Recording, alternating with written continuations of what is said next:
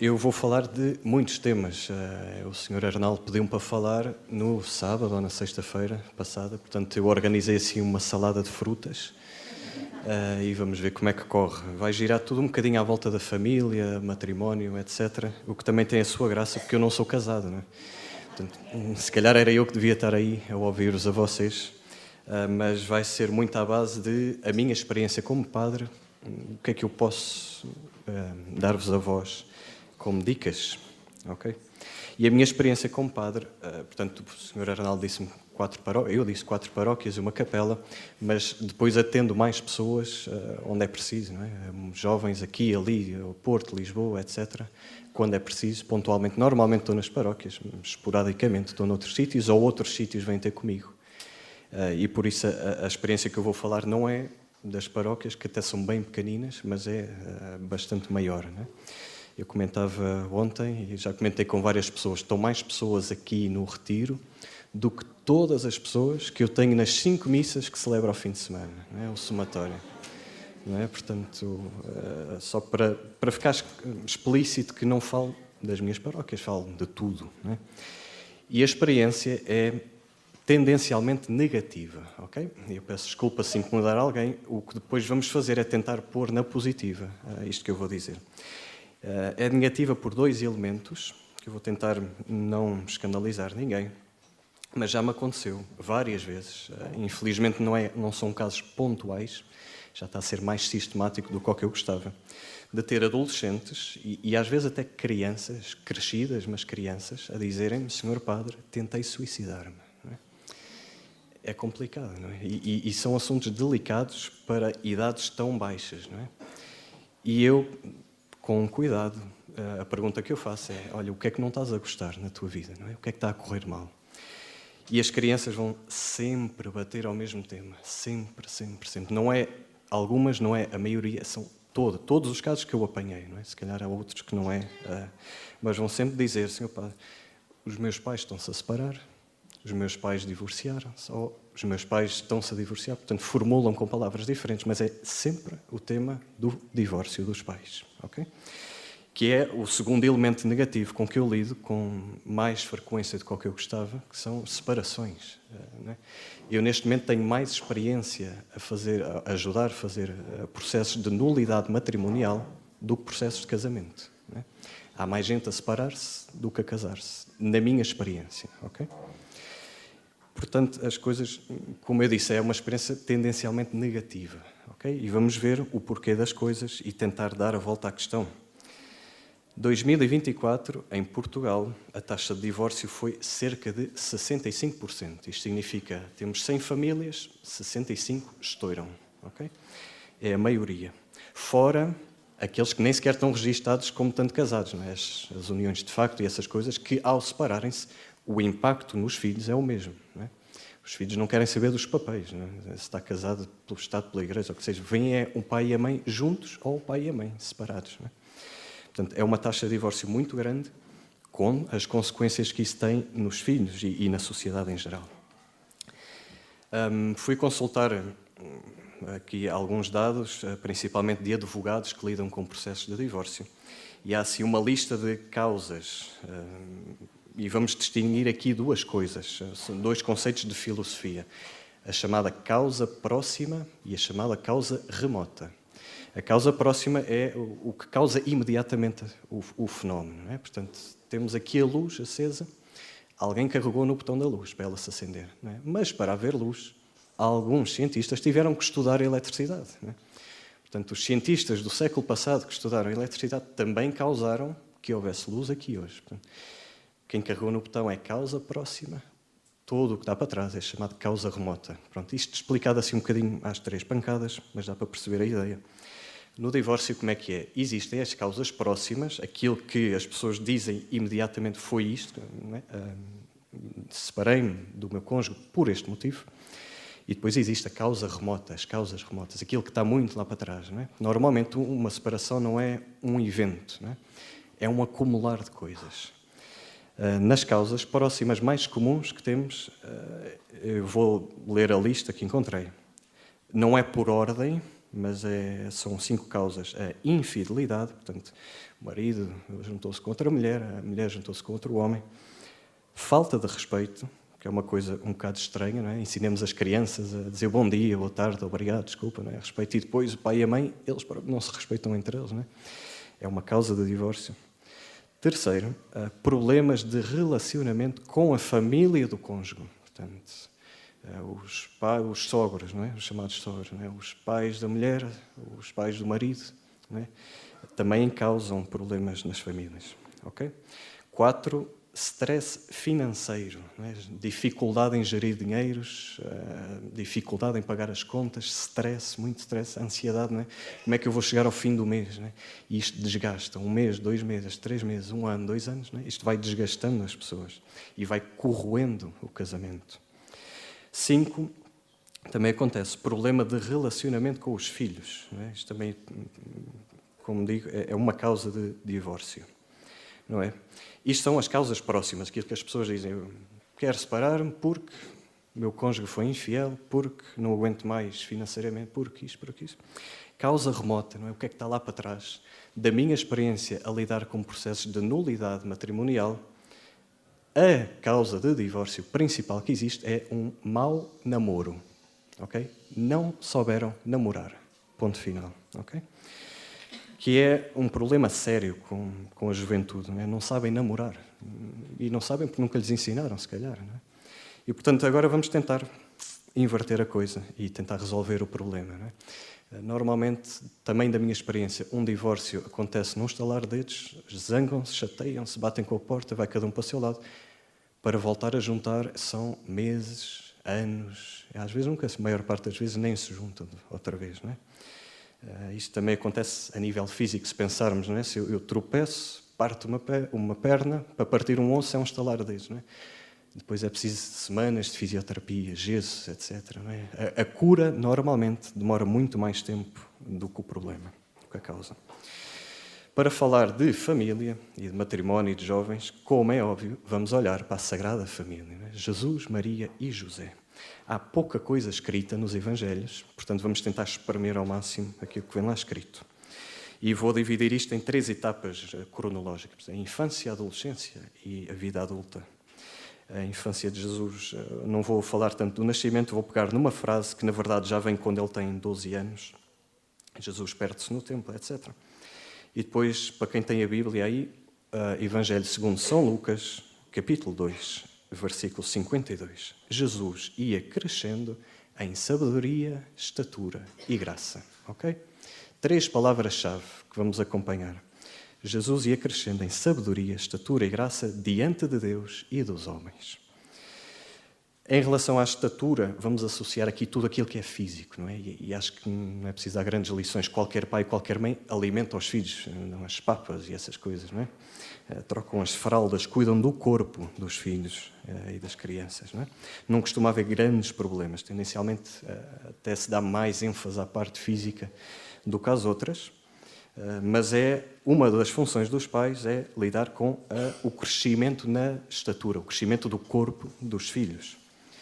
Okay? Eu fui ver, eu sei que está aí pelo menos a doutora Tatiana, é capaz de haver mais médicos e enfermeiros por aí, corrijam-me se eu estiver errado, mas eu fui ver ao SNS 24, o Plano Nacional de Vacinação, não é?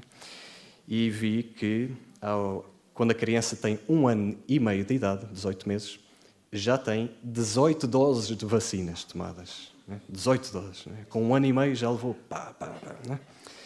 não é? À nascença, primeira dose da vacina da hepatite B. Aos 2 meses, primeira dose contra a difteria, contra o tétano, contra a tosse convulsiva. Primeira dose contra isto. Primeira dose contra a poliomielite. Segunda dose contra... Com 1 ano e meio, a criança já levou 18 doses de vacinas. Coisa pouca, não é? Mas, portanto, isto faz parte de cuidar do corpo, ok? Portanto, e é bom vacinar as crianças, não é? Principalmente de forma informada, é bom. Eu não sou contra as vacinas, aquelas que estão estudadas. Depois passamos da estatura para a parte da sabedoria. Vamos associar a esta palavra-chave, a sabedoria, todo o tema da personalidade, né? As emoções, os afetos, personalidades mais introvertidas, mais extrovertidas, o que seja, tudo aquilo que é a parte psíquica da pessoa. E aqui os pais também, vou já tocar em alguns temas que me parece que é os que precisam de serem tocados. Na relação com o pai e com a mãe, o pai e a mãe têm funções diferentes na família, ok? E não vale a pena dizer que são iguais, não tem. Não é? Na ausência do pai, o pai e a mãe são insubstituíveis. Não é? Pode haver substituições artificiais, mais ou menos, e às vezes é preciso, porque o pai morre, porque a mãe morre, o que seja, não é? Acontece. Mas nunca dá para substituir a 100%. Não é? E, portanto, quando estão, é bom que estejam mesmo a sério. Não é? Na relação com o pai, as crianças produzem mais uma substância chamada oxitocina.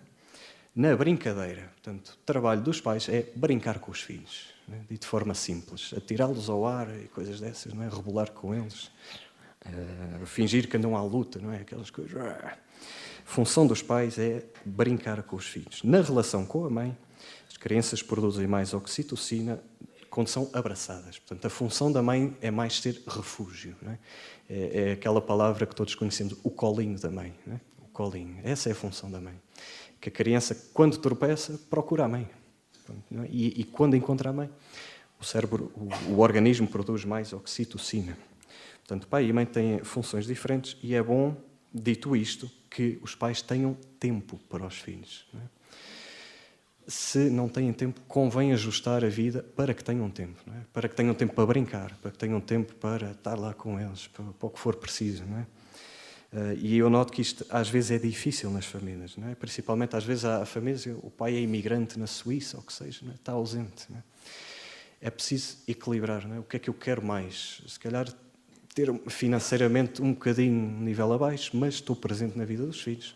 Ou então eu quero dar-lhes tudo e, portanto, vou trabalhar para um emprego que rende mais e não estou tão presente. Portanto, é preciso equilibrar as coisas. Não é? Quando as crianças crescem muito rápido. Muito rápido. Não é? Portanto, há pais que veem o filho à nascença e depois só veem quando já tem 10 anos. Já perdeu uma data de coisas do crescimento do filho. Não é? É preciso ter cuidado com o tempo que temos disponível para os filhos. E isto, voltamos aqui à questão do impacto do divórcio, que falávamos há bocado. Não é? O pai é suposto estar a brincar, a mãe é suposto ser o refúgio. Não é? Quando o pai e a mãe, em vez de fazerem isso, andam à guerra um com o outro, ao ponto de se separarem, a criança nem brinca com o pai, nem encontra o refúgio, o coração fica despedaçado. Okay? Tem um impacto bastante forte na vida das crianças. Depois, outro tema que eu também toco aqui, tenho que lidar com ele nas circunstâncias em que estou. Deveria lidar com isto só com adolescentes, mas infelizmente não é assim.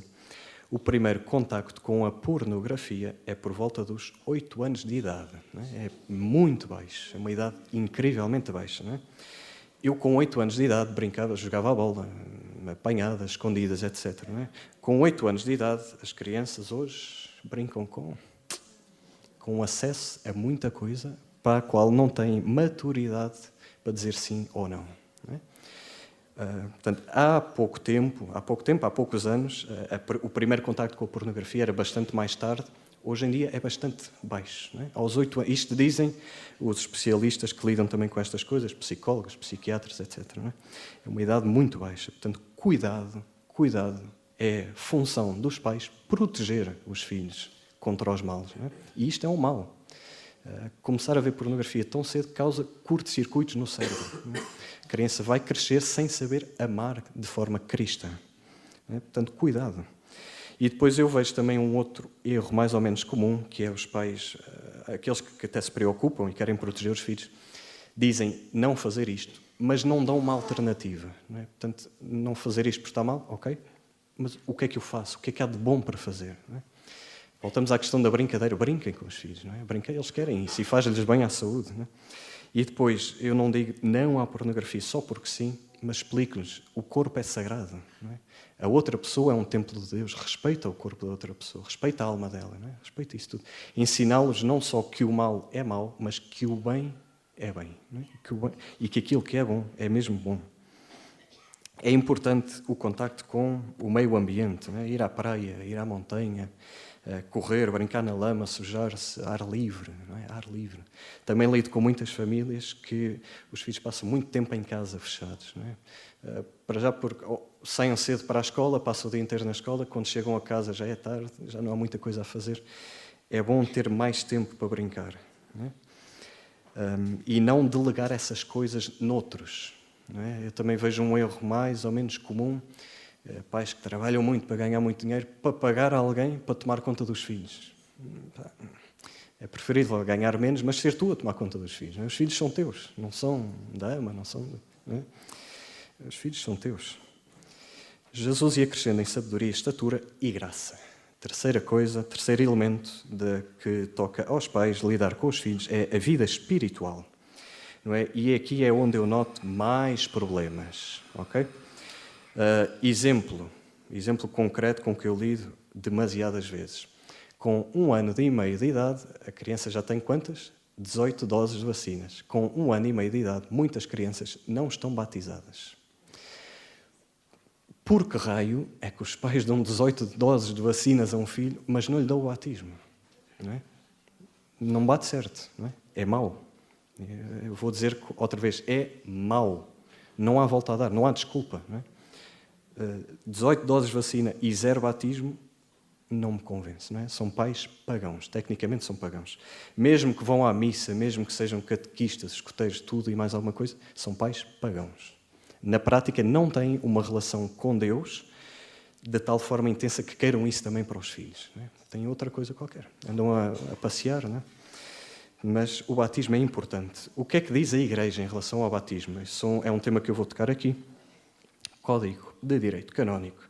A criança deve ser batizada nas primeiras semanas de vida.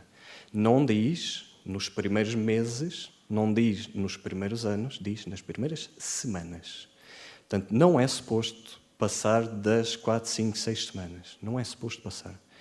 Okay? O Código de Direito Canónico tem aqui uma frase bem forte que diz: logo depois do nascimento, ou mesmo antes de nascer, dirijam-se ao pároco a fim de pedirem o sacramento para o filho e serem devidamente preparados para eles. O que é que acontece? Primeiro a criança nasce, depois leva uma data de vacinas, depois leva isto, depois isto e mais aquilo, não é? E agora vamos pensar no restaurante para o dia do batismo e vamos marcar com os padrinhos, porque um está num sítio, outro está no outro, e tem que encaixar o calendário deles todos. Depois chegamos ao pé do padre e dizemos: queremos batizar neste dia, não é? Como se o padre não tivesse mais compromissos. Não é? Não é assim, não é suposto ser assim. Não é? A criança, logo depois do nascimento, ou mesmo antes, começar a preparar o batismo. Antigamente era mais ou menos habitual a mãe da criança nem sequer ir ao batismo, porque ainda estava a recuperar do parto, mas é de tal forma importante o batismo que a criança era logo levada para ser batizada. Não é? Pelo pai, pelos padrinhos, quem fosse. Não é? E às vezes a mãe não assistia. Não é? Mas se pensarmos num problema de saúde física, não é? Se o bebê nascer com problemas, vai para o bloco operatório, ou o que seja, a mãe não está à espera de recuperar do parto para mandar o filho para o bloco operatório. Não é? Precisa de ajuda logo. Não é? Portanto, não se vai adiar estas coisas importantes. Sem o batismo, a criança não é filha de Deus. Ponto final. Okay? Vou explicar esta frase porque pode gerar algum conflito. Já me vieram perguntar: Sr. Padre, mas o Papa Francisco diz que somos todos filhos de Deus. Não é? Então, há aqui mais 2 conceitos de filosofia importantes para distinguir aqui a coisa. Vou tentar explicar sem ser muito confuso. É o conceito de potência e de ato. Todos somos potencialmente filhos de Deus. Todos podemos vir a ser filhos de Deus. Alguns são factualmente filhos de Deus. São atualmente filhos de Deus. Nós somos filhos de Deus pelo batismo e perdemos essa filiação com um pecado mortal, por exemplo. Okay? Portanto, podemos voltar a ser filhos de Deus? Podemos. E é bom que voltemos a ser. Mas é preciso estar batizado e em estado de graça. Okay? Portanto, a criança sem o batismo não é filha de Deus. E isso é privá-la da maior riqueza que ela pode ter. Ok? Pois há aqui mais uns temas que eu não vou abordar muito. Eu vou só tocar um que às vezes gera algum conflito, que é: fui ter com o padre e ele recusou-se a batizar o meu filho. Ok? A criança, para ser batizada, é necessário o consentimento dos pais e é preciso que haja fundada esperança de que será educada na religião católica. Se não houver fundada esperança, o padre tem, não é o direito, é o dever de negar o batismo à criança. Não é? Se eu sei que aquela criança não vai ser educada na fé, eles querem o batismo só para o espetáculo, só para o copo d'água, que seja, eu tenho a obrigação de dizer não, não há. Não é? Tem que haver fundada esperança de que será educada na religião católica. Como é que normalmente se vê que é ou que não é?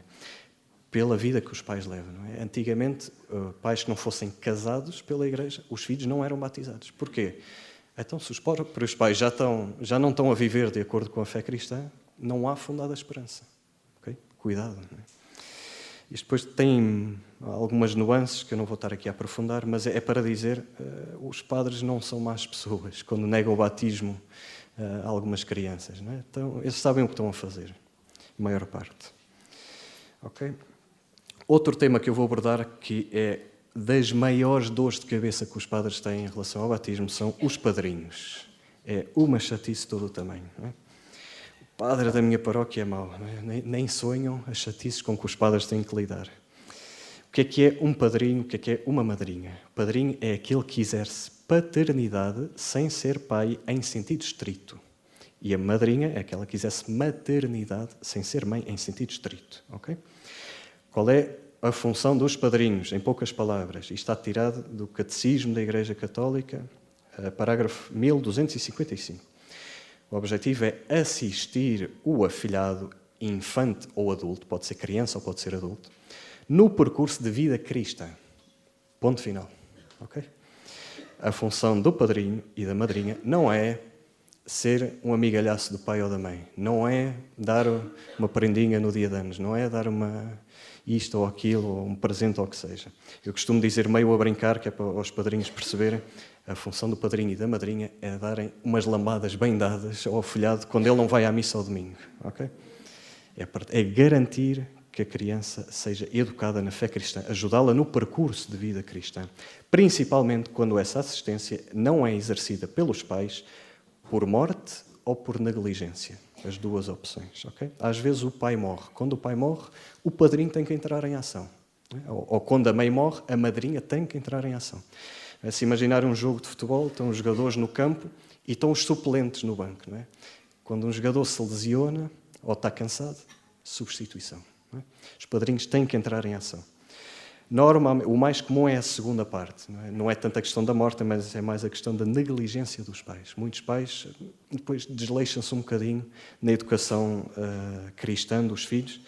Aquela questão que vimos há pouco, Jesus ia crescendo em sabedoria, estatura e graça, normalmente é a parte da graça que vai falhando. Então, os padrinhos também têm autorização para dar umas lambadas aos pais das crianças. Okay? Estão autorizadas.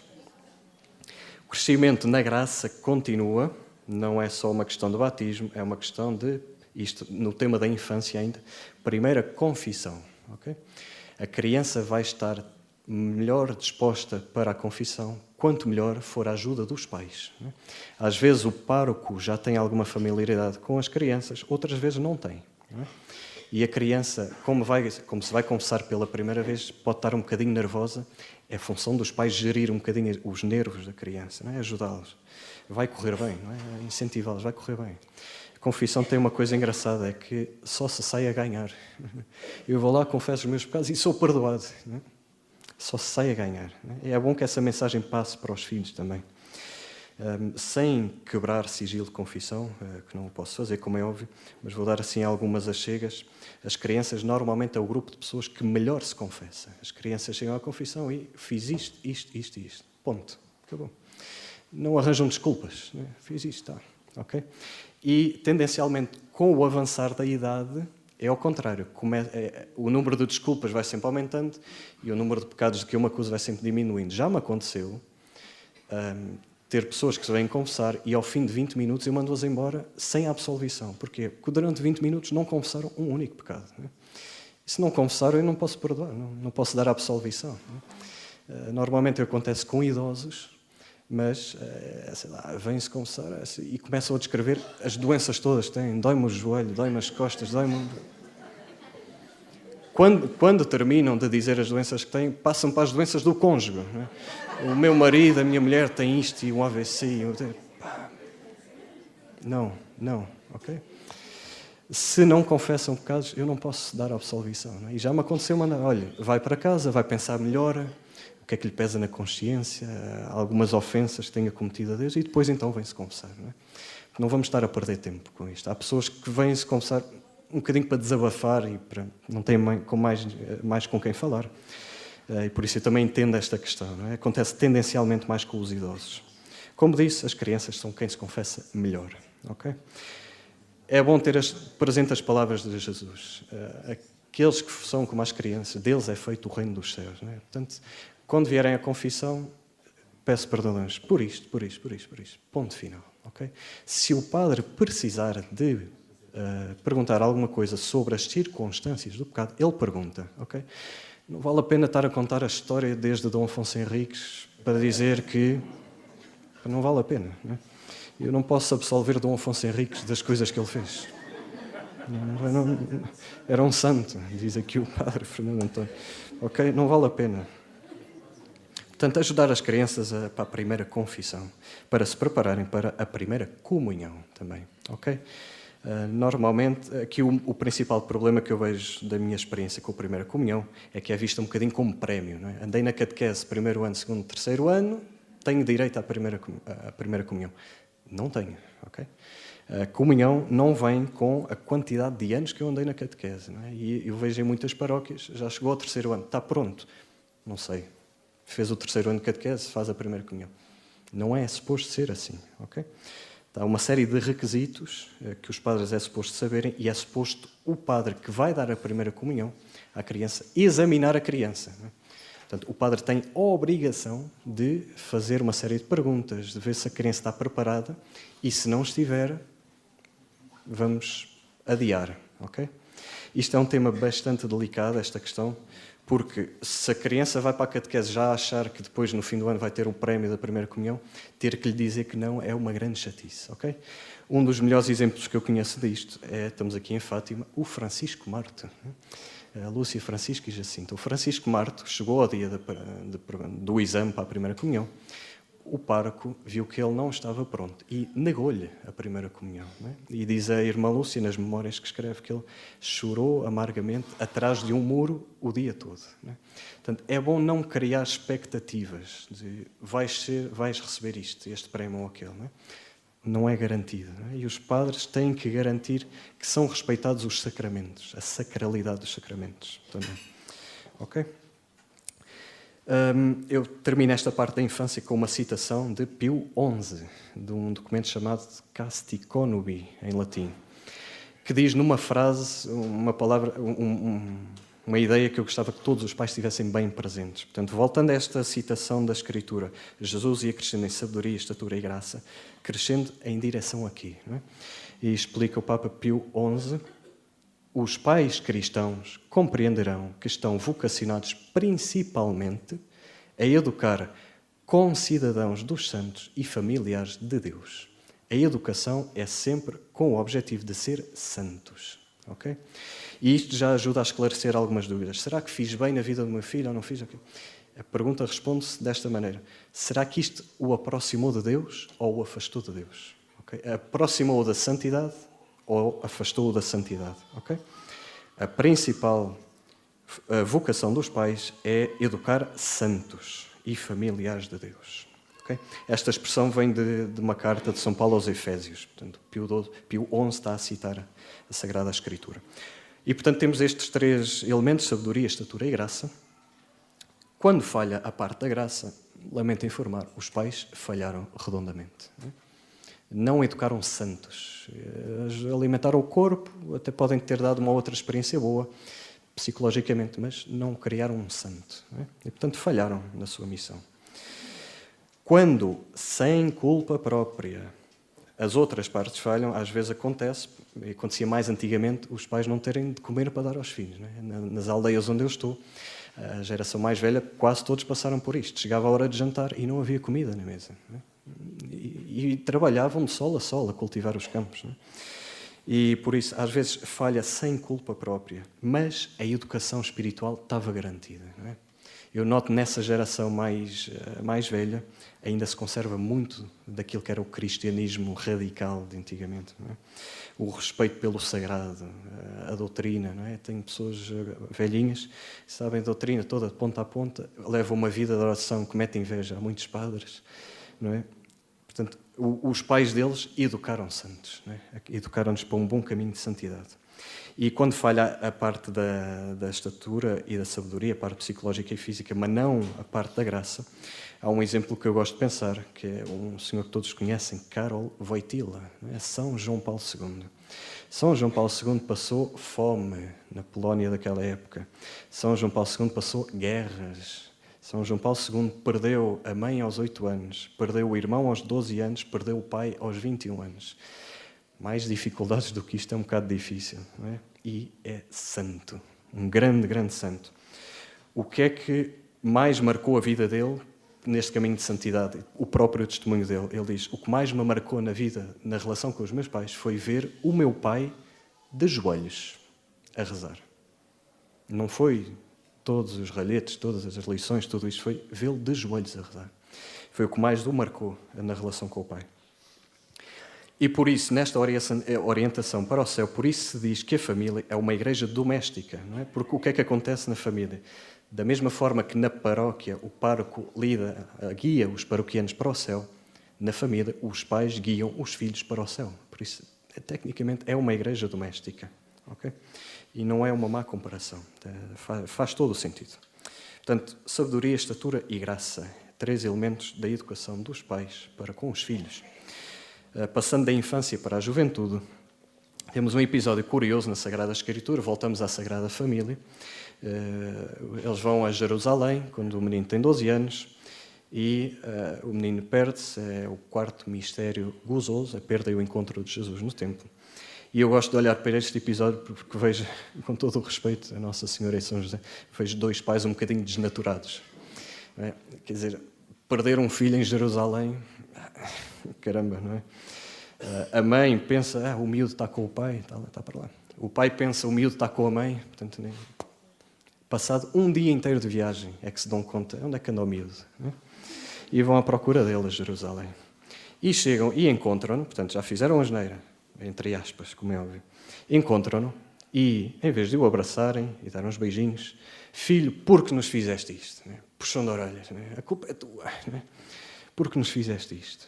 Teu pai e eu andávamos aflitos à tua procura. Esta passagem é boa porque em pouquinhas palavras vemos muito daquilo que são as dificuldades de todas as famílias. A palavra-chave aqui é aflição. Não é? Todos os pais se afligem com os filhos, por vários motivos. Aqui foi porque perderam um filho. Não é? Mas há outras aflições. Há pais que sofrem interiormente em silêncio. Como é que eu vou pôr comida na mesa? Não é?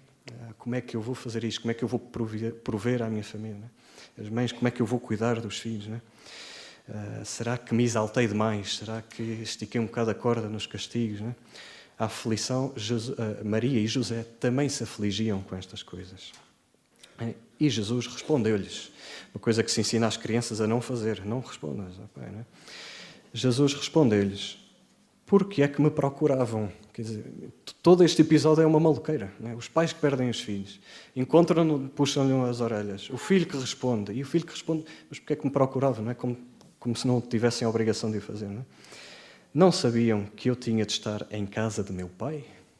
Ponto de interrogação.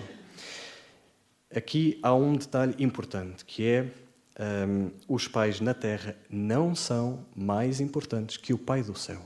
Okay? Isto é uma coisa que às vezes custa um bocadinho interiorizar, porque, como é óbvio, os filhos estão 24 horas por dia na vida dos pais e os pais nos filhos. É bom pensar, há um pai do céu, não é? Que conta mais do que eu. Não é? Primeiro mandamento da lei de Deus, amar a Deus sobre todas as coisas. Sobre todas as coisas.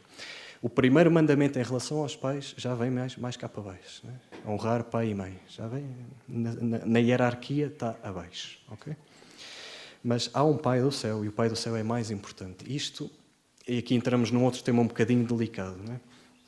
Por vontade de Deus, a vida do meu filho, em vez de durar 100 anos, durou 10 anos, não é? E morreu por alguma doença ou o que seja. Custa, não é? Não vamos esconder a verdade, custa, dói a um pai perder um filho, como é óbvio, não é? E o Pai do céu, se foi a vontade dele, no meio da minha dor, glória a Deus. Não é? Isto é uma coisa difícil de fazer. Foi uma coisa que Nossa Senhora teve que fazer no momento da paixão de Cristo. Não é? A vontade do Pai era a crucifixão do filho aos 33 anos. Não é? Ela, de certeza, que não queria. O filho também não queria. Não é? Pai, se for possível, afasta de mim este cálice. Mas é a vontade do Pai. Não é? Às vezes a vontade do Pai do céu é difícil de aceitar. Okay? E, portanto, também não vamos estar aqui a mascarar com palavras bonitas. Quem sofre com estas coisas é compreensível. Okay? Não vamos estar a dizer, não, mas não devias ter essa atitude. É compreensível, dói. Não é? Doeu a Jesus, doeu a Maria, doeu a José, dói. Okay? Mas, no fim de contas, não se faça a minha vontade, mas a tua. Okay? É preciso, e isto às vezes é preciso uma certa cura interior, não é? Aceitar a vontade de Deus. As pessoas ficam revoltadas contra Deus, compreende-se até certo ponto. E é preciso todo um processo de conversão e de cura. Okay? Como disse, Nossa Senhora também passou por isto. Não é? Também teve que sepultar um filho. E depois, não sabiam que eu tinha de estar na casa do meu pai, e o Evangelho continua a dizer, mas eles não compreenderam o que lhes tinha dito. Não é? Esta história de os pais às vezes não compreendem os filhos não compreendem os pais, é muito antiga, muito antiga. Na Sagrada Família, os pais não compreendiam o filho. Okay? Portanto, não há aqui grande ciência, não é? Na história das famílias. É comum acontecer cada geração não compreender a geração que está acima e não compreender a geração que está abaixo. Acontece. Com alguns temas, não é? Eu sou do tempo em que jogávamos à bola, como disse, à apanhada e às escondidas. Não é? Hoje as crianças andam com telemóveis. Há uma experiência engraçada que é pôr nas mãos de uma criança um telemóvel com botões, não é? Como havia até há bem pouco tempo. E as crianças põem-se a mexer no ecrã, não tocam nos botões. Não é? Quer dizer, as coisas andam a uma velocidade que às vezes tornam difícil cada geração compreender a outra. Portanto, também é bom, porquê? Porque às vezes no diálogo com os filhos, principalmente os adolescentes, os filhos não compreendem tudo dos pais e os pais não compreendem tudo dos filhos. É preciso, na conversa, deixar sempre um ponto de interrogação. Não é? Será que sou eu que não estou a compreender? Não é? E é mais difícil o filho adolescente ter esta atitude, mas os pais que são maduros, ou é suposto serem maduros, muitos infelizmente não são, é suposto serem maduros, não há desculpa. Não é? Quer dizer, um pai que não tem esta capacidade de pôr o ponto de interrogação é mais grave do que o filho adolescente não pôr o ponto de interrogação. Portanto, os pais têm que ser um bocadinho saco de boxe, têm que estar dispostos a aguentar mais do que os filhos. Ok? Pronto. Um dos temas que às vezes custa aos pais compreenderem é a questão da vocação dos filhos. É uma pergunta que se faz aos jovens: o que é que queres ser quando fores grande? Às crianças.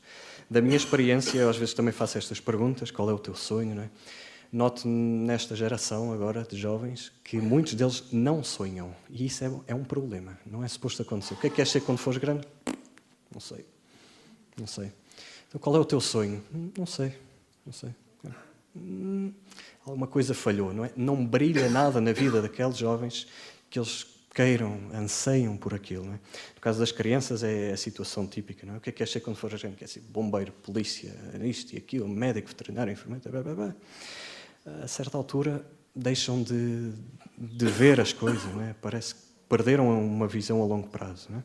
É suposto os pais apaixonarem a vida dos filhos. Não é? Que a vida dos pais seja de tal forma apaixonante que os filhos olham e vejam, quero ser qualquer coisa na vida. Até pode ser uma coisa parva, não é? Quer ser astronauta, ou quer ser isto ou aquilo. Não é? Com todo o respeito aos astronautas, não tem nada de mal. Não é? Mas que sonhem, que pelo menos sonhem. Enquanto sonham, têm os olhos no alto, estão a pensar mais longe. Deus pode fazer com os sonhos dos homens coisas incríveis. São José, a vida dele era guiada através de sonhos. Não é? São José adormeceu e foi então que lhe foi comunicado em sonhos que Maria estava grávida do Espírito Santo, etc. Não é? Existem muitos personagens do Antigo Testamento que era através de sonhos. Não é? Sonhos quando estão a dormir. Sonhar acordado também não é assim tão mau, não é? Mas é bom sonhar, é bom viver apaixonadamente pela vida. Como disse, a vocação é um tema que às vezes gera algum conflito. Os pais não compreendem os sonhos dos filhos quando têm sonhos. E no caso das vocações, Deus é criativo, não é? E, portanto, isto às vezes, mais uma vez, pode causar algum conflito, não é? A vocação ao matrimónio, sacerdócio, vida consagrada contemplativa, ativa, leigos consagrados, celibatários, etc. Deus faz coisas incríveis. A criatividade de Deus é inimaginável. E por isso pode ser difícil compreender. Exemplos concretos. Normalmente, quando surge um santo na igreja que vai fundar uma nova instituição, a igreja tem dificuldade em compreender isso, não é? E por isso há todo um processo de escrutínio, mas o que é que vai na cabeça deste maluco, não é? Os sonhos de Deus realizados através da humanidade são difíceis de compreender às vezes. E leva anos e anos, e às vezes os institutos demoram muito tempo até serem aprovados. Está-se a tentar compreender aquilo que é um sonho de Deus. Eu vou focar mais a parte do matrimónio, para falar das famílias.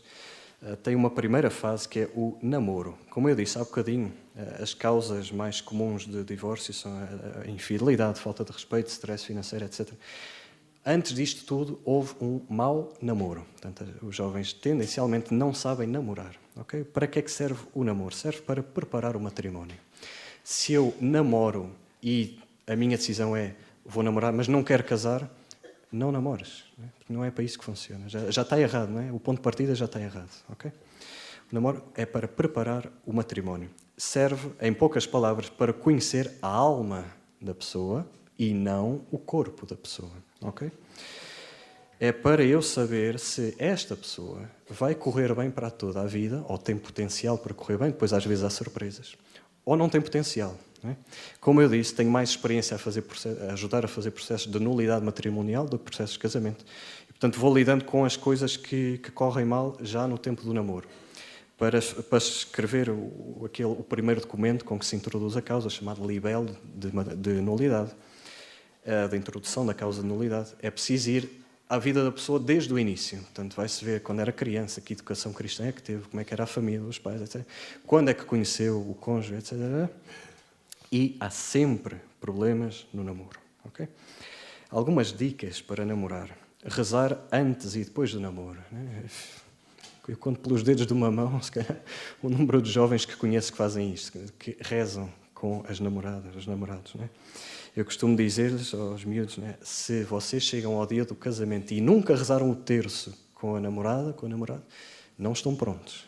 Okay? Não estão prontos. Se nunca rezaram juntos, cuidado. Né? É estar a brincar com o fogo. Segundo, namorar apenas em lugar visível, para evitar que haja ocasiões de pecar. Não é? Se toda a gente me está a ver, eu já vou ter mais cuidado com as coisas que faço. Não é? Isto é compreensível. Não é? Para quem foi confessar aqui, pelo menos comigo, a porta fica sempre aberta. Não é? Para quê? Não há possibilidade de haver problemas. Não é? Pode entrar alguém a qualquer momento. Não é? É bom que os outros nos possam ver. Não é? Não está a acontecer nada de mal. Não é? Evitar, ou então namorar apenas em lugar visível. O namoro é para conhecer a alma da pessoa, como já disse, principalmente a capacidade de perdoar e de ser perdoado. É uma questão de pouco tempo, até no casamento, ser preciso perdoar um ao outro. Não é? Penso que isto não é novidade para ninguém, mas é preciso que eu, quando falho, peça desculpa e a outra pessoa seja capaz de me perdoar. É preciso que a outra pessoa, quando falha, me peça desculpa e eu seja capaz de perdoar. Okay? Se não há possibilidade de perdão, é uma questão de poucas semanas até estourar. Okay? E, como disse há pouco, 2024, 65% de taxa de divórcio.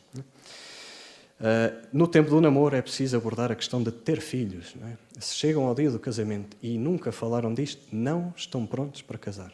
Okay? Não estão prontos. Queres ter filhos? Não queres ter filhos? Quantos é que queres ter? Pouquinhos, muitos, ou o que seja, não é? Como é que estamos nesta questão? É preciso falar destas coisas. O namoro é para isso. Que educação é que vamos dar aos filhos? Escola pública, colégio privado, isto podem parecer questões ridículas, mas são as tais questões que depois geram conflitos e atritos que se podiam evitar. Não é? Se a minha namorada, gosto muito dela, mas ela me diz, não quero ter filhos, lamento. Vai à tua vida. Não é? Não quero, não vou casar contigo. Lamento. Não é?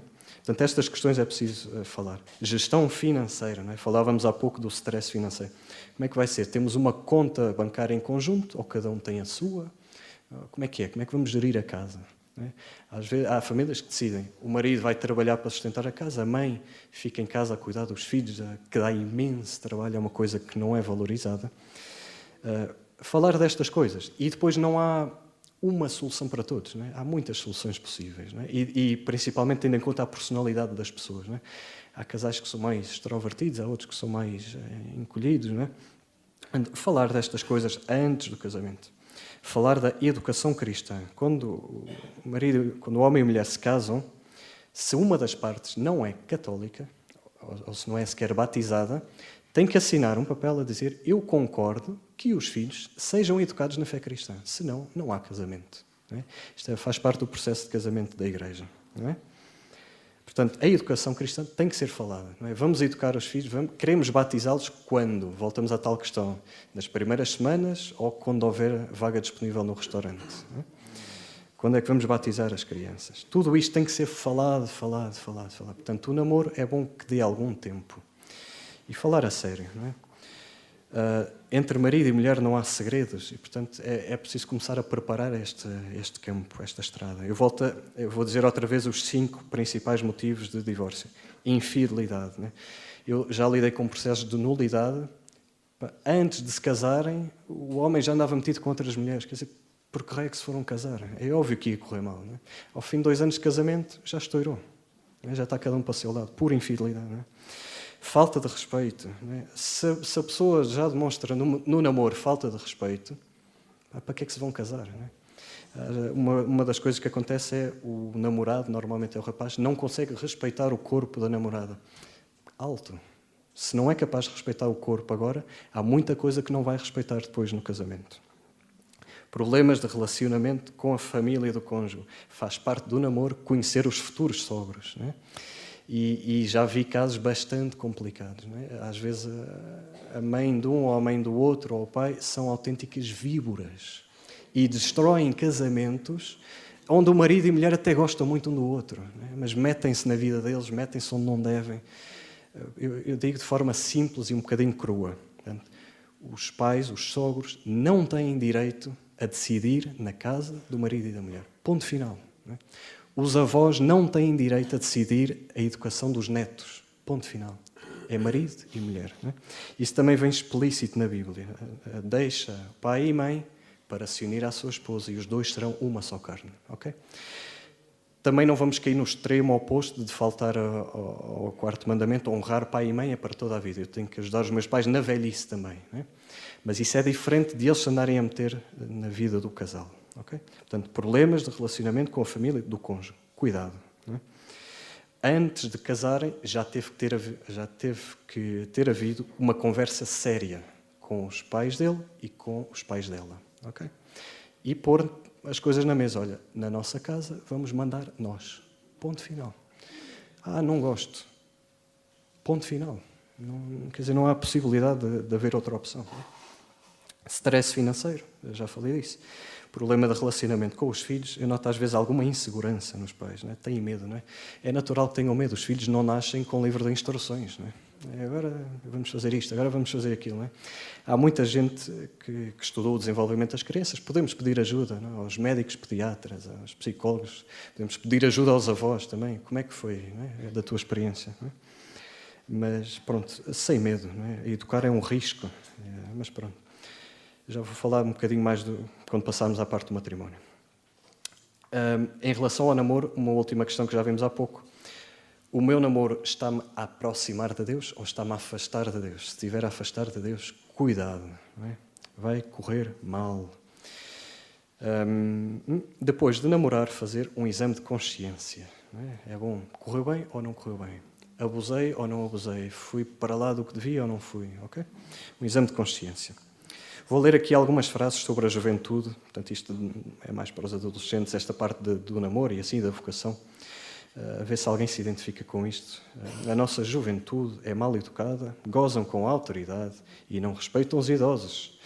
As crianças são uns tiranos, não se levantam quando alguém entra numa sala, respondem mal aos pais, numa palavra são maus. Não é? Quem é que mais ou menos se identifica com isto? Ou já ouvi falar disto? Não é? Os miúdos na sala de aula não respeitam os professores. Não é? Outra frase. Não há esperança para o futuro do nosso país se os jovens de hoje tomarem o poder amanhã, porque esta juventude é insuportável. Não é? Que futuro é que vai ter o nosso país com estes jovens? A nossa sociedade chegou a um estado crítico. A juventude já não dá ouvidos aos pais. Não sei se soa familiar. E depois isto continua. Né? Os jovens são rudes e preguiçosos. Não são como as gerações anteriores. Né? Os mais velhos é que eram. Os jovens de hoje não conseguirão manter a nossa cultura. Isto mais ou menos soa familiar ou não? Mais palavra, menos palavra, sim. A primeira citação, a nossa juventude é mal educada e goza com autoridade. Sócrates, 340 a.C. Segunda citação. Não há esperança para o futuro do país. Esta geração, a juventude é insuportável. Hesíodo, 720 a.C. Terceira citação. A nossa sociedade chegou a um estado crítico. A juventude já não dá ouvidos aos pais. Isto foi dito por um sacerdote do Antigo Egito, 2000 anos antes de Cristo. Quarta citação. Os jovens são rudes e preguiçosos. Não são como as gerações anteriores. Está inscrito num vaso da antiga Babilónia, 3000 anos antes de Cristo. Esta ideia de os jovens não darem ouvidos é muito antiga, é um fenómeno antropológico. Portanto, se acontece nas vossas vidas, não é para estarem tranquilos, convém continuar a trabalhar as coisas, mas já muita gente passou por isto, ao longo de muitos milénios. Okay? Isto, às vezes, eu também noto em algumas famílias que acham que estão sozinhos, que os problemas que acontecem ali só acontecem ali. Isto vem de há milénios, ok? Portanto, alguma tranquilidade, não é? Alguma serenidade. A educação sempre foi difícil. Ponto de exclamação. Aqui não é ponto final, ponto de exclamação. Não é? Aqui não há grandes... Como disse, os filhos não nascem com livro de instruções, portanto, às vezes pode ser difícil, mas a educação, resumindo em pouco, para além daquela frase que eu já disse da Sagrada Escritura, o menino Jesus crescia em estatura, sabedoria e graça, a educação é essencialmente uma questão de exemplo. Não é tanto uma questão de falar, ralhetes, raspanetes, castigo. É uma questão de exemplo. Eu há bocado já falei do Papa João Paulo II. O melhor, aquilo que mais o marcou na relação com o pai foi vê-lo de joelhos. Não foi ouvi-lo, não foi vê-lo de joelhos. Né? Uma criança olha para um pai de joelhos e pensa, o meu pai que é omnipotente, é assim que as crianças olham para os pais. Que raio é que existe que ele dobra os joelhos? Não é? O que é que se está a passar aqui? Não é? E aí é que chega a ideia, existe um Deus Pai. Não é? Existe alguém mais importante do que o meu pai. Não é? Mas a educação é uma questão de exemplo. Gaudium et Spes 48, Concílio Vaticano II. Os filhos, bem como todos os que vivem no círculo familiar, encontrarão mais facilmente o caminho da perfeição humana, da salvação e da santidade, quando os pais os precedem com o exemplo e a oração familiar. Está dito, ok? E vou recordar aquela frase de Pio XI, os pais cristãos estão vocacionados principalmente para educar concidadãos dos santos e familiares de Deus. Portanto, é educar para ser santos, principalmente com o exemplo, ok? Não há grandes segredos e não há fórmulas fáceis, dá trabalho, dá imenso trabalho. Né? As crianças trepam as paredes, gritam à meia da noite, gritam durante o dia, gritam. Não é? É chato, não é? Faz parte da vocação, faz parte do namoro perceber que vai ser difícil, ok? Eu noto às vezes nos casamentos, e agora passo para a parte do matrimónio, já para a vida adulta, às vezes estou a celebrar, quem celebra o casamento é o noivo e a noiva, não é o padre assiste ao casamento, é diferente. Mas estou a assistir a casamentos e falo das coisas do casamento e às vezes há assim uns risinhos de quem vê-se claramente não está preparado. Não é?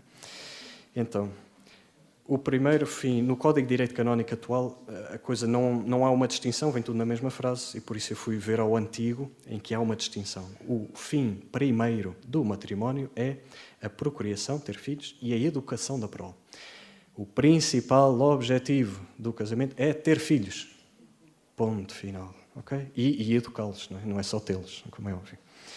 tê-los e educá-los. O casamento não existe principalmente para o marido e para a mulher, existe principalmente para os filhos.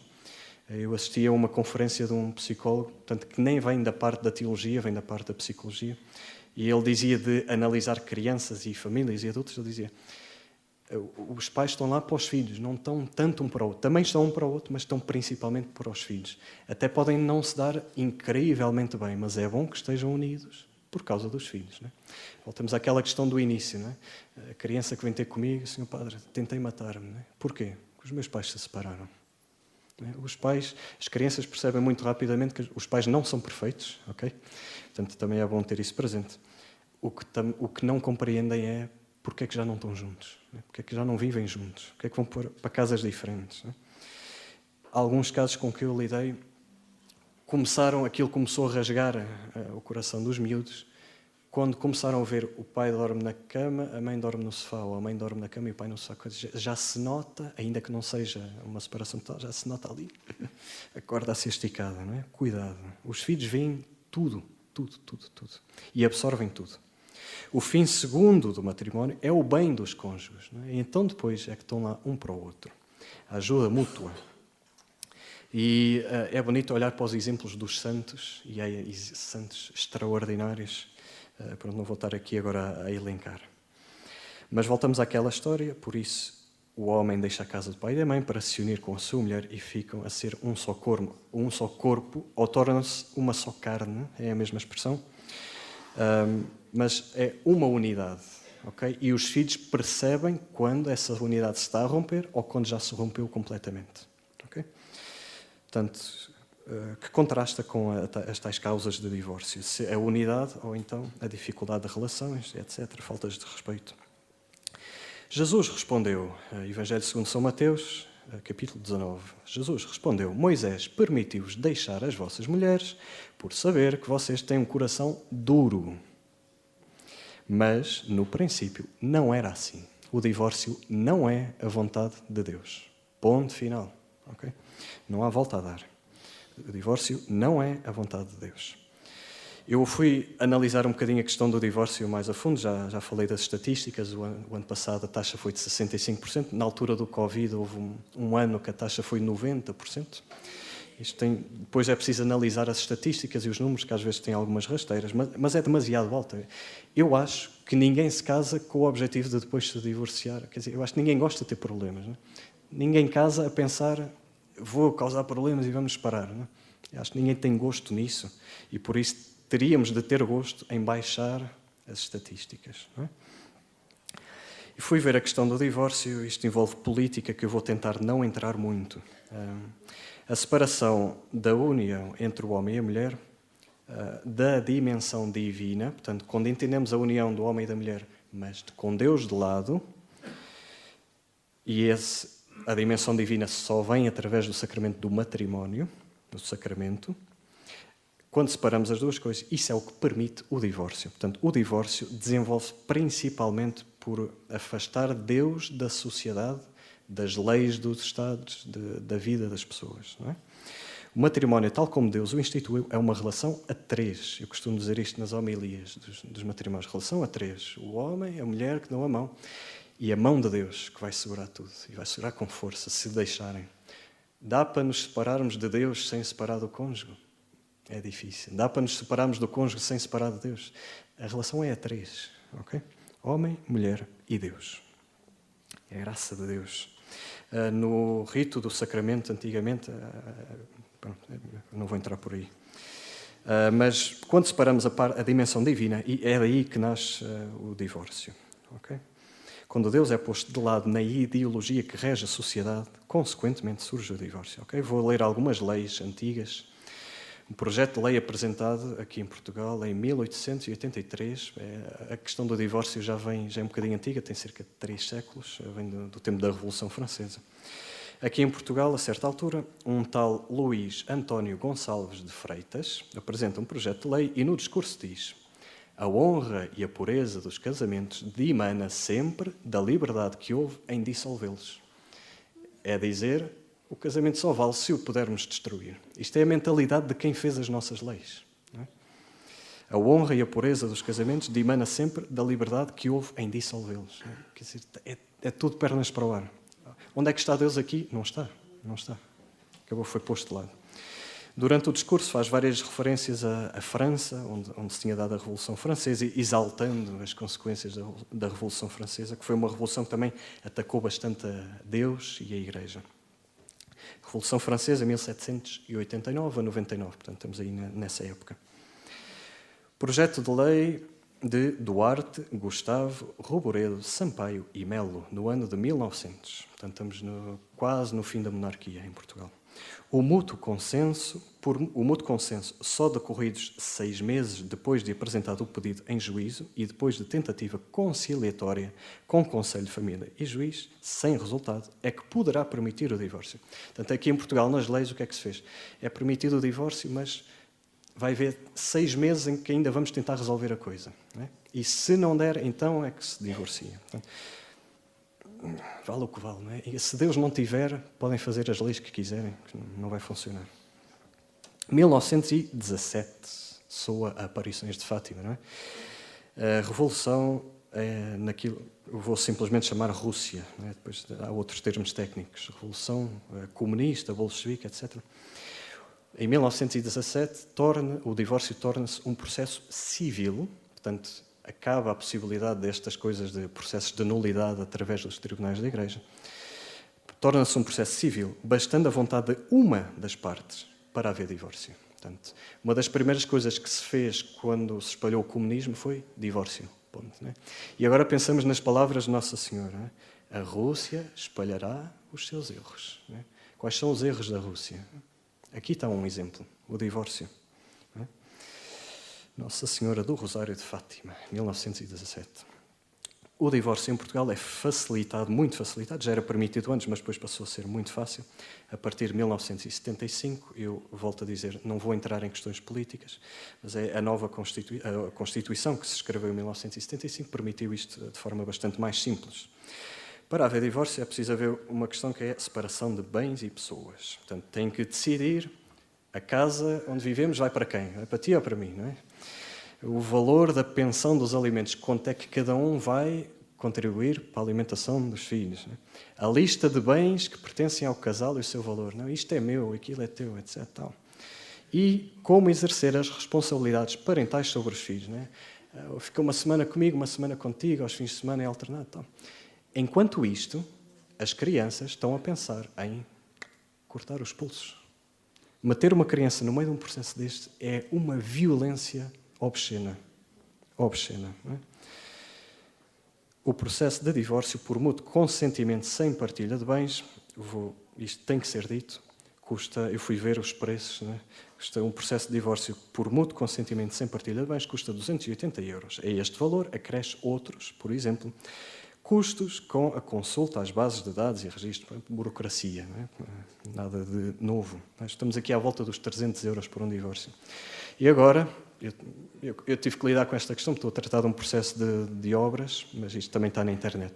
O custo de licenciamento de uma obra para a construção de uma casa de habitação varia com a complexidade do projeto e as taxas municipais, etc. Anda entre os 1.000 e os 2.500 euros. E agora pensamos, a autorização para construir uma casa custa quase 3 vezes mais do que a autorização, entre aspas, para o divórcio.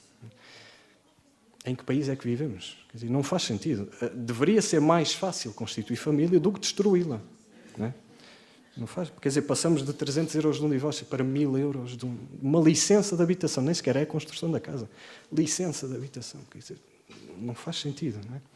E voltamos àquela questão que eu falei como causa de divórcio. Stress financeiro. É difícil. Não é? É difícil constituir família, sustentar família. É difícil. Não é? Conheço várias famílias, pai e mãe com salário mínimo, vão mantendo a cabeça assim, o nariz já está na água, a boca já está por baixo. Não é? É difícil. Não é? E não é suposto acontecer. Era suposto a sociedade ajudar, o Estado ajudar. Vou evitar comentários políticos, porque não é a minha área. Não é? Mas stress financeiro é uma das causas do divórcio. E digo estas coisas que é para não haver ilusões de que, isto também eu falo na preparação para os casamentos, não é? É bom não haver ilusões que vai ser difícil. Não é? Casamentos de sonho é nos livros, nos contos de fadas. Não é? Vai ser difícil.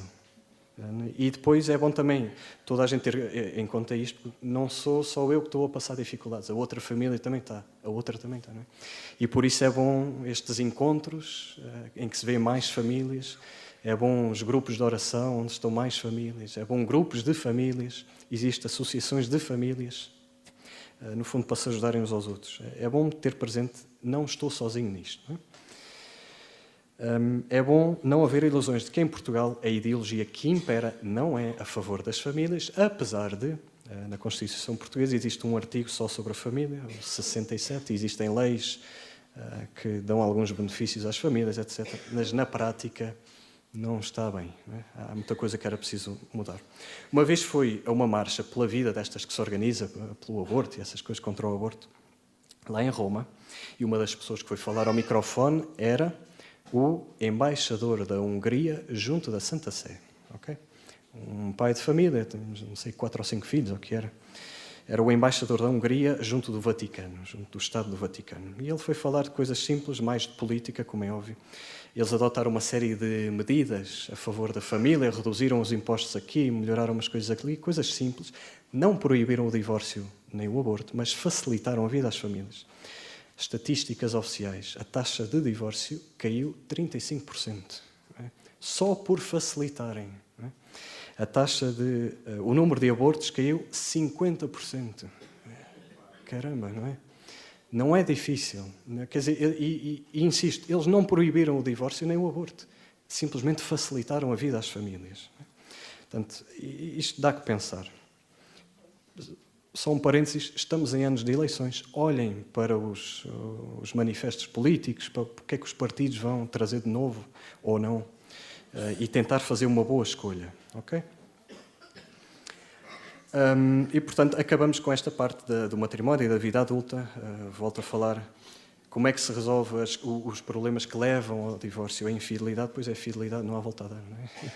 É ser fiel, falta de respeito, temos que mudar pelo respeito. Os marido e mulher também têm de pedir desculpa um ao outro. Bom dia, obrigado, etc. Coisas simples que ensinamos aos filhos também tem que haver entre esposos. Elogiarem-se um ao outro. Não é? Olha, hoje a comida está boa. Não é? Hoje, e mesmo que não esteja, vale a pena uma mentirinha piedosa, entre aspas. A comida está boa, não é?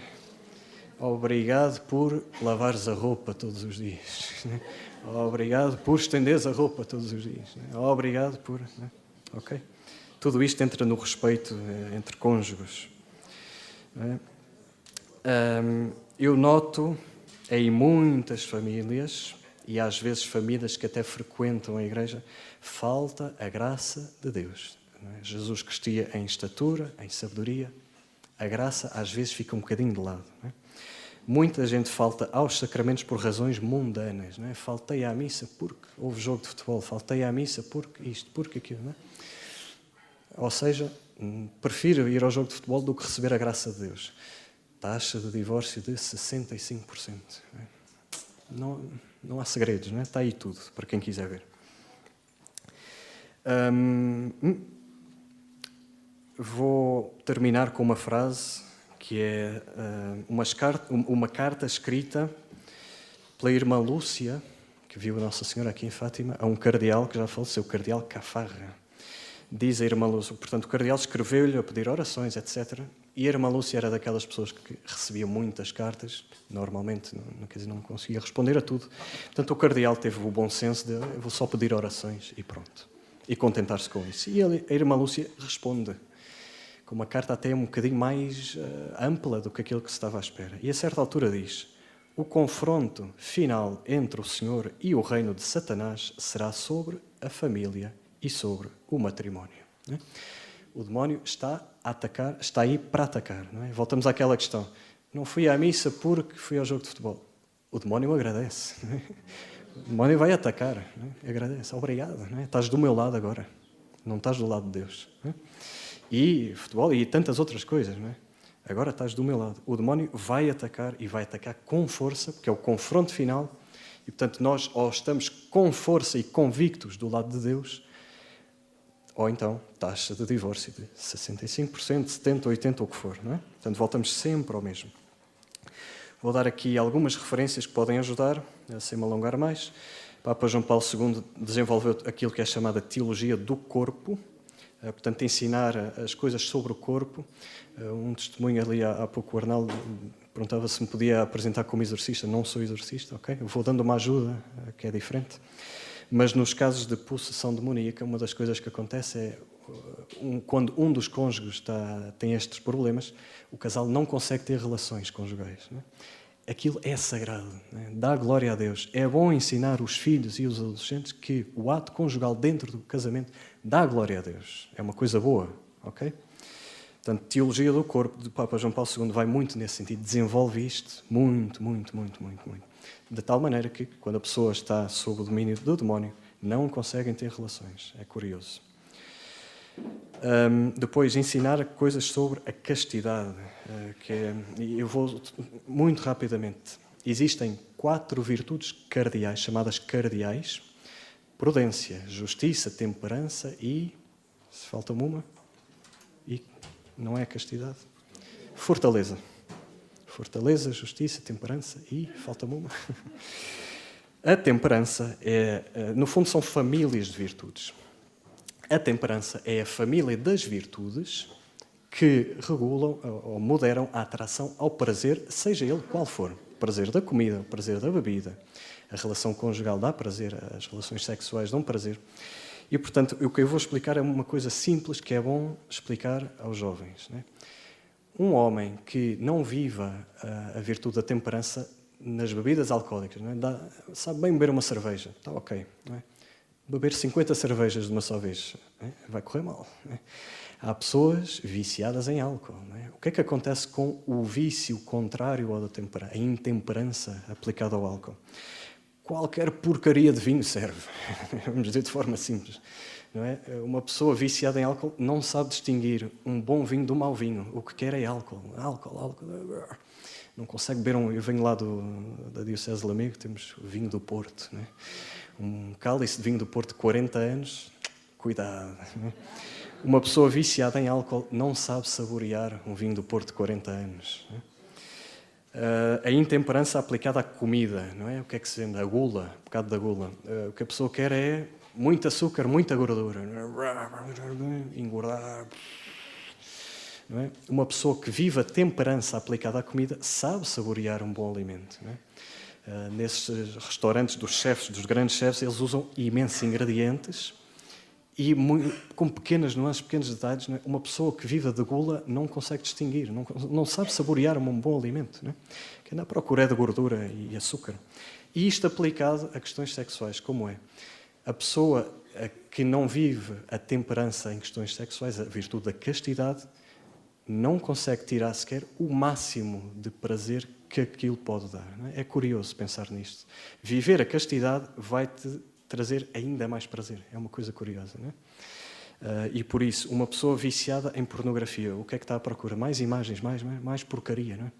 Uma pessoa viciada em masturbação, mais porcaria. Não é? Como aqueles que estão viciados em álcool procuram qualquer porcaria de vinho, aqueles viciados em gula procuram qualquer porcaria de comida. Quem tem problemas contra a castidade procura qualquer porcaria que lhe venha à frente. Por isso, vale a pena viver a castidade. Normalmente, a temperança é vista como uma questão de não posso beber mais do que isto, não posso fazer, não posso... Não. Vamos pensar de outra maneira. A temperança vai-me fazer saborear muito melhor a vida. Muito melhor a vida.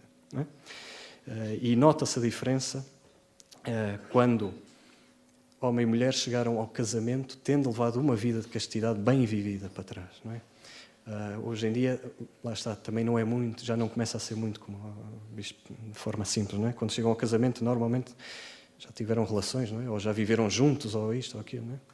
Já perderam toda uma riqueza que podiam ter. Não é? Portanto, vale a pena viver a castidade não como uma proibição, estás proibido de fazer aquilo, mas como aquilo que me vai levar a viver ainda melhor a vida matrimonial. Okay? Teologia do corpo, Papa João Paulo II também. Por último, deixo aqui um nome, eu não sei se o vídeo for para o YouTube até dá para pôr uma legenda, um indivíduo italiano, que é professor, foi professor durante muitos anos, pai de 4 filhos, não estou em erro, toda a vida dedicada à educação, à questão da educação, família, etc. Católico, fervoroso, chamado Franco Nembrini. Franco Nembrini. Tem muitos vídeos no YouTube, para quem perceber o italiano, às vezes tem legendas também. E tem muita graça ver aquele homem a falar e dá lições com a experiência de ter sido pai, de casar, etc. Não é só um padre que vem aqui, um parco da aldeia que vem aqui dizer umas coisas. Mas recomendo vivamente Franco Nembrini.